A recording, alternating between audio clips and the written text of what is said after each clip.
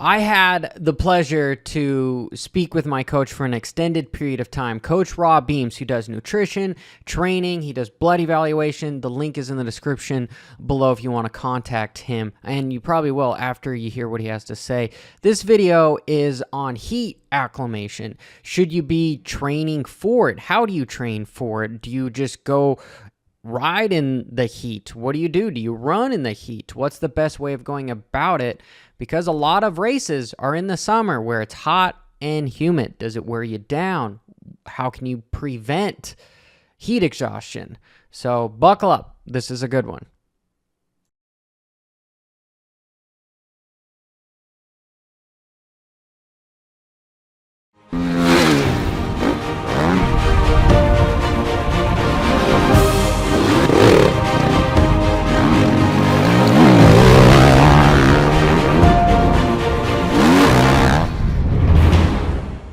It's very hot and humid right now. I would encourage more people to train indoors where it's hot, where the heat and humidity is being removed through an AC unit, because that increases the productivity of your strength workout, your cardio workout. We're just like a motor. If we're exposed to heat, we lose power, endurance, strength. Well, wait, you're in the gym trying to improve your strength or your endurance, but you're being undermined by heat and humidity. Go into an environment where it's cold and increase your productivity. Reduce the amount of heat exhaustion. You're going to ride better when you get on the motorcycle. But unfortunately, a lot of our listeners will train during the week because they've been told they got to acclimate to the heat. You're acclimated to the heat.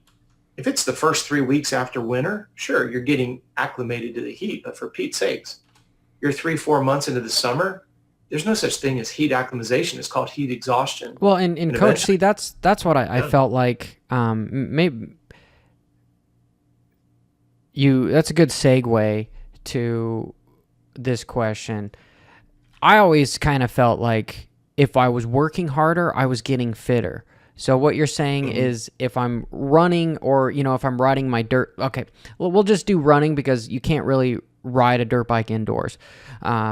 If I'm training off the bike and it's 110, it's Texas, whatever, and I'm running 5 miles, but I'm going slower because of how hot it is, it's actually more beneficial to be running indoors when it's only 60 to 70 degrees, and I can actually run much faster with the same level of effort. I feel like running outdoors, the harder you... Is my question making sense? To where, because of the heat and everything, you're putting more stress on the body, therefore you should be getting fitter than somebody that's running in a nice air conditioning place. But because if they were to stay, they're using less effort indoors to run at the same pace because it's air conditioned, right? So therefore, if they want to have the same effort, they have to run faster. And so is it actually more beneficial to run faster indoors than it is to be exposed to all the heat and everything outside slower? It's all dependent. It's all dependent on what the purpose of the workout is. So if you and I own a motor company and we're let's say that we're working with our buddy over at HP Development and they're dynoing a motor, they're not blowing hot air on the motor to get the dyno numbers. They're going to be blowing cold air on there because they're not testing the motor to deal with heat. That's a separate subject. That's when you put an oversized radiator, you do other things, put a fan on it and other things like that. If you're looking for raw horsepower, you're going to dyno a motor in the coolest environment possible. There might be a little bit of left to right to that comment. I'm not a motor builder. If you're telling me that you want to work on your leg speed, if you want to work on your anaerobic threshold, if I'm trying to improve that energy system, it's better to do it in a cooler environment where I'm not worried about dying of a heat stroke. I'm focusing on leg speed, aerobic capacity, and lactate tolerance. Now, if I am trying to get acclimated, I've got a race at Loretta's. It's 3 o'clock in the afternoon, and I'm trying to get acclimated to the heat. You damn sure don't want to go ride with a sweatshirt on because you're not acclimating to the heat. You're stressing the system to not die of a heat stroke. That's a huge mistake that people make. What we do want to do is if you're going to do a race day simulation, Johnny, then you go out at 3 in the afternoon and you do a 20-minute moto, including a warm-up. You're going to test your gear. Wait, so you shouldn't have, like how I got ready for Loretto when I was a kid was I put a couple sweatshirts on and everything, and I would jump rope and stuff in the sauna. Was that You're saying that Yeah. that's Yeah, I would have loved to have raced against you because you're way faster than me on a dirt bike, but I would have kicked your ass three-way sideways.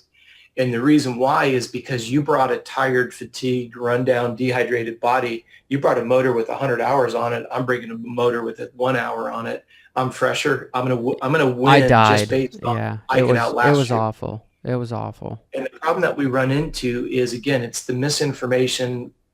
Three generations ago, riding coach did it, riding coach did it, riding coach did it, riding coach did it. Now we do it. Nobody still is asking the question, why are we doing it? And there's a difference between heat acclimatization, heat adaptation, and testing your capabilities and fitness in that environment. It's beyond the scope of what we're doing here today, but I actually have a device that allows me to measure someone's core body temperature. And like for our triathletes at Ironman Hawaii, we go to Hawaii, we bike Hawaii, and every 20 miles we stop them, we take their body temperature, we look at their core body temperature, we look at the fluids they've consumed, we weigh them, we look at their sweat rate, and we build a pacing chart and a nutrition chart off that. It's way beyond the scope of what we're doing here. But the technology is there. The way that we do it is we've been doing it for 38 years. For somebody, because I want to answer your question specifically, but we had to set the context. If you're telling me you want to work on your top end speed, do it in a cold environment.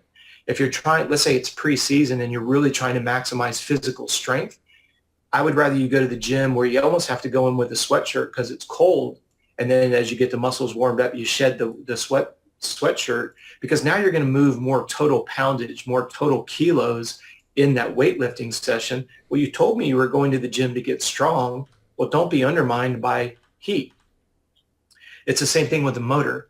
We don't want to, and you made a comment earlier, like trying to draw a parallel to motors.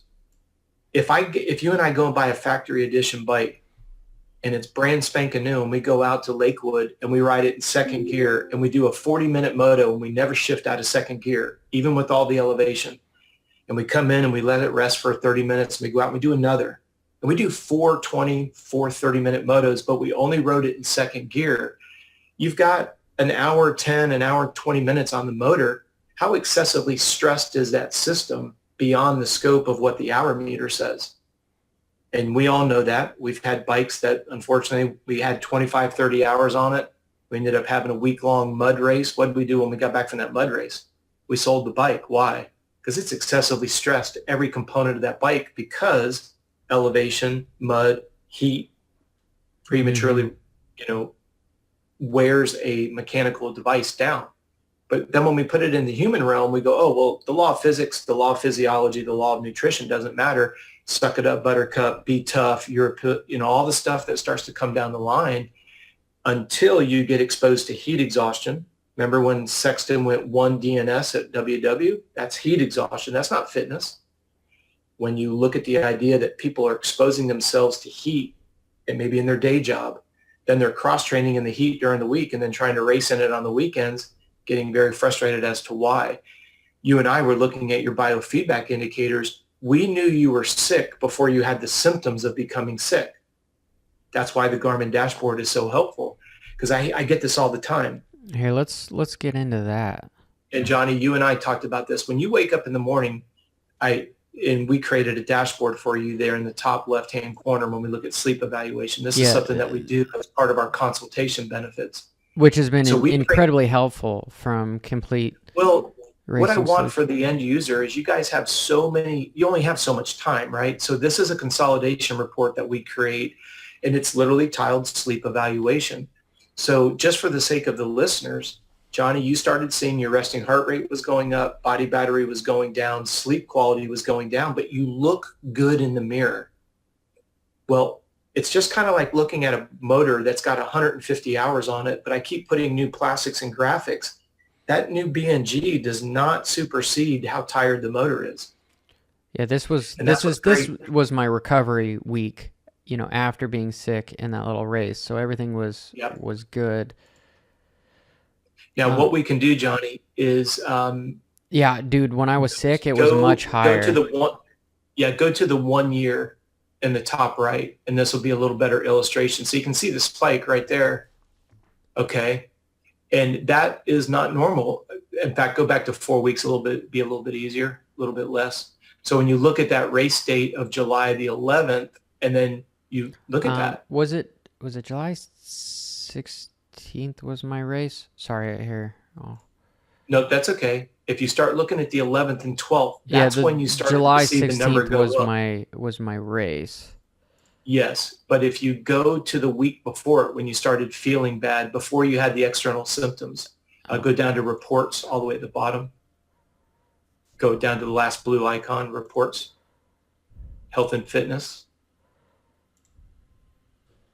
and then resting heart rate. Up 3. There you go. And then go to 4-week display in the top right.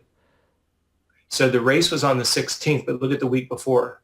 Now look at the week before that. See how you were below a 45 all day, every day? Yeah. And this is where we want the listeners to pay attention. That was just part 1. I've got a few other parts, at least 2 more. We're going to talk about adrenal fatigue. We're going to talk about calorie intake and deficits. We are also going to talk about a natural ped program. Yes, how can you performance enhance yourself naturally and under the guidelines of it being legal, where it's not actually considered doping. So you're going to want to subscribe and check those out that are going to come in the next few days.